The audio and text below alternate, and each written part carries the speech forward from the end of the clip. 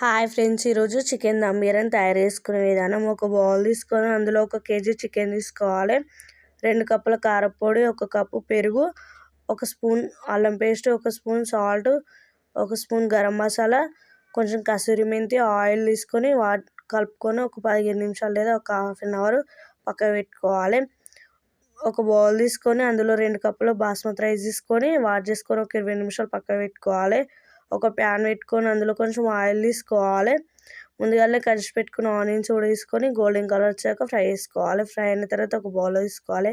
బిర్యానీకి ఒక మందంగా ఉన్న ఒక బగోని తీసుకొని అందులో కొంచెం ఆయిల్ తీసుకోవాలి.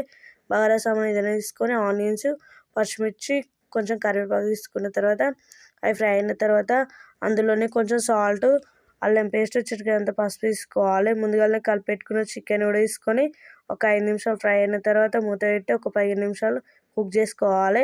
ఇంకొక ప్యాన్ పెట్టుకొని అందులో కొంచెం వాటర్ తీసుకోవాలి. సాల్ట్, ఆయిల్, బగారా సామాన్ ఏదైనా తీసుకోవచ్చు. ముందుగానే కడిగి పెట్టుకున్న రైస్ను కూడా తీసుకొని ఒక 70% కుక్ చేసుకోవాలి. కుక్ అయిన తర్వాత ఒక 80% చికెన్ కూడా కుక్ అయిన తర్వాత ఒక్కొక్క లేయర్గా రైస్ తీసుకోవాలి.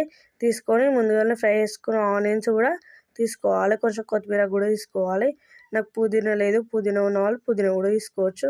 ఇంకొక లేయర్గా రైస్ కూడా తీసుకొని ఆనియన్స్, కొత్తిమీర తీసుకోవాలి. కొంచెం డాల్డానన్నా నెయ్యి తీసుకొని 1 స్పూను ముందుగానే ఉడకబెట్టుకున్న రైస్ వాటర్ ఉంటాయి కదా, ఆ వాటర్ కూడా అడుగంటుకోకుండా తీసుకొని మూత పెట్టి దాని మీద కొంచెం బరువు పెట్టాలి.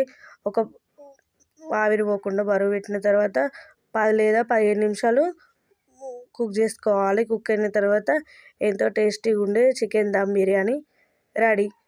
వీడియో నచ్చితే ప్లీజ్ లైక్, షేర్, సబ్స్క్రైబ్ చేసుకోండి.